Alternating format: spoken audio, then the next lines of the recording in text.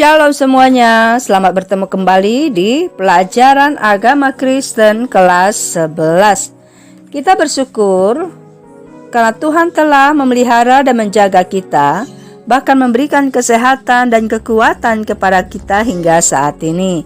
Bahkan kita tidak mengalami kekurangan satu apapun. Oleh sebab itu, mari kita menggunakan waktu yang Tuhan berikan dengan baik. Salah satunya adalah dengan cara belajar. Nah, baiklah, kita akan memulai pelajaran kita pada hari ini. Namun sebelumnya mari kita datang kepada Tuhan di dalam doa. Mari kita berdoa. Bapa kami yang di sorga, kami bersyukur dan berterima kasih kepadamu atas anugerah dan kebaikan yang telah Engkau berikan kepada kami, sehingga kami semua dalam keadaan sehat dan tanpa kekurangan satu apapun hingga saat ini. Tuhan Yesus, saat ini kami akan belajar pelajaran agama Kristen. Kiranya Tuhan menolong kami agar kami dapat mengerti dan memahami pelajaran yang akan kami pelajari, dan biarlah melalui pertolongan Roh Kudus-Mu kami dapat melakukannya di dalam kehidupan kami. Terima kasih Tuhan Yesus. Kami mulai pelajaran kami di dalam nama Yesus kami berdoa. Amin. Baiklah, materi pelajaran kita hari ini adalah bab 11 yang berjudul Keluarga yang Mendidik. Nah, ini dapat kita baca di dalam Ulangan pasal 6, Amsal pasal 1 ayat 7, pasal 4 ayat 4, Yosua pasal 24, 1 Samuel pasal 1, Matius 12 ayat 46 sampai 50,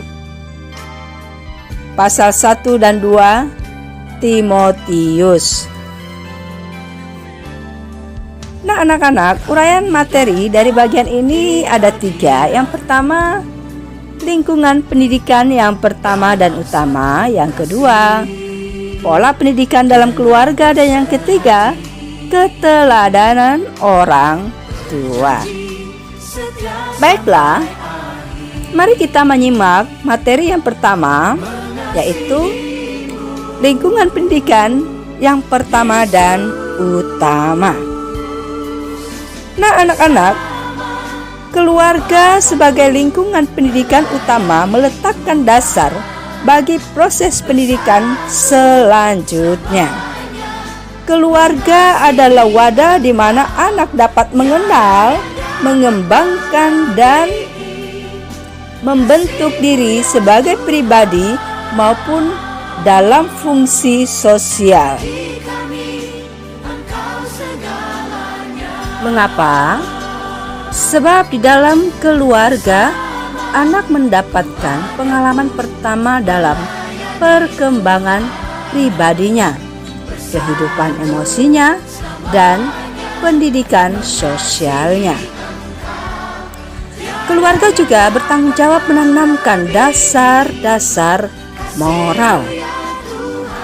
Ayah dan ibu adalah sosok yang akan meneladani anak dalam hal perkataan, sikap, perilaku, dan perbuatannya. Ini dapat kita baca di dalam Amsal pasal 4 ayat 4. Nah anak-anak, oleh karena itu keluarga harus berfungsi sebagai komunitas atau lingkungan iman Kristen yang dapat mengarahkan anak pada kehidupan yang percaya kepada Kristus dan memiliki nilai-nilai Kristiani di dalam dirinya. Nah, fungsi keluarga sebagai wadah utama pendidikan agama merupakan fungsi yang sangat penting. Jadi, keluarga sebagai wadah pendidikan yang utama dan pertama bertanggung jawab untuk meletakkan dasar, mengembangkan, dan membentuknya dalam diri anak. Hal ini terutama karena Tuhan mengaruniakan anak di tengah-tengah keluarga, sehingga seluruh hidupnya berada di dalam keluarga. Yang kedua, pola pendidikan dalam keluarga. Dalam melaksanakan peran sebagai pendidik dalam keluarga, orang tua mempunyai pola didik masing-masing. Ada 5 pola didik yang ditemukan dalam keluarga secara umum. Yang pertama, pola didik memanjakan. Nah, orang tua memberikan kasih sayang yang berlebihan kepada anak. Hal ini akan membuat anak bertumbuh menjadi pribadi yang egois dan kurang daya juang, serta kurang menghormati orang tuanya sendiri. Yang kedua, pola didik otoriter. Segala sesuatu ditentukan oleh orang tua. Yang ketiga, pola didik membiarkan. Di sini, orang tua membiarkan anak menentukan apapun sesuai dengan keinginan anak. Yang keempat adalah pola didik protektif. Orang tua mengawasi dan menjaga anaknya karena rasa khawatir yang berlebihan atau rasa takut yang tidak wajar. Yang kelima, pola didik otoritatif. Ini adalah pola didik yang wajar dan tepat untuk menolong perkembangan diri dan potensi anak. Orang tua memberikan motivasi agar anak mengembangkan dirinya sehingga ia bertumbuh dengan memiliki karakter diri yang kuat, penuh percaya diri, dan dapat menghargai kehidupan bersama orang lain. Selain fungsi dan peran di atas, orang tua bertanggung jawab memberikan pendidikan sosialisasi. Karena anak akan mampu melihat perbedaan dirinya dengan orang lain, menerima perbedaan tersebut, dan menghargainya sebagai kekayaan dalam pergaulan sehari-hari. Yang paling penting adalah orang tua harus mendidik anak dalam takut akan Tuhan, Amsal 1 ayat 7, dan menanamkan iman melalui kehidupan praktis setiap hari. Mari kita lihat di dalam Alkitab contoh orang tua yang berhasil mendidik anaknya. Yang pertama, Yosua mengambil keputusan memimpin seluruh keluarganya untuk menyembah kepada Tuhan. Yosua 24 ayat 15. Yang kedua, Hana menyerahkan Samuel ke dalam asuhan Imam Eli. Ini dapat kita baca dalam 1 Samuel pasal 1 ayat 20 sampai 28. Yang ketiga, Maria dan Yusuf mendidik Yesus dalam tradisi dan hukum Yahudi. Matius 12 ayat 46 sampai 50. Yang keempat, Naomi berhasil memberikan teladan kepada Rut sehingga Rut menjadi bagian dari bangsa Israel. Dapat kita baca di dalam Rut pasal 1 ayat 16 sampai 17. Dan yang terakhir, Eunike, ibu yang membesarkan Timotius dalam iman kepada Kristus. 2 Timotius 1 ayat 5. Nah, anak-anak, Alkitab juga mencatat orang tua yang gagal mendidik anaknya. Seperti yang pertama, Imam Eli terhadap kedua anaknya, Hofni dan Penihas. 1 Samuel 2 ayat 11 sampai 17. Yang kedua, Ishak dan Ribka yang pilih kasih terhadap Esau dan Yakub. Kejadian 25 ayat 28. Yang ketiga, Yakub yang lebih mengasihi Yusuf dan Benyamin daripada anak-anaknya yang lain. Kejadian 37 ayat 3 dan 4. Dan yang keempat, Raja Herodes menuruti keinginan putrinya untuk memenggal kepala Yohanes Pembaptis. Matius 14 ayat 1 sampai 12. Nah, anak-anak, berdasarkan contoh-contoh di atas terbukti betapa pentingnya peran kedua orang tua dalam pendidikan anak-anaknya. Keluarga khususnya orang tua, bertanggung jawab secara langsung kepada Tuhan atas kehidupan anak-anak yang telah dikaruniakan Tuhan dalam rumah tangga mereka. Yang ketiga, keteladanan orang tua. Keluarga terbentuk karena pernikahan antara seorang laki-laki dan seorang perempuan yang diteguhkan dalam berkat Tuhan.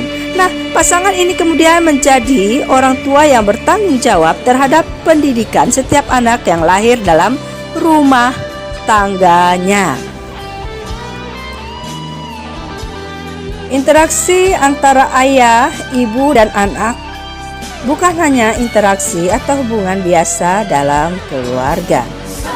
Melalui interaksi dan hubungan di dalam keluarga, anak belajar mengenal dirinya sendiri dan belajar menempatkan diri dalam lingkungan sosial yang ada di sekitarnya kelak. Nah, sebagai pendidik, dalam hubungan antara anggota keluarga, orang tua mempunyai tanggung jawab dan tugas sebagai berikut. Yang pertama, teladan.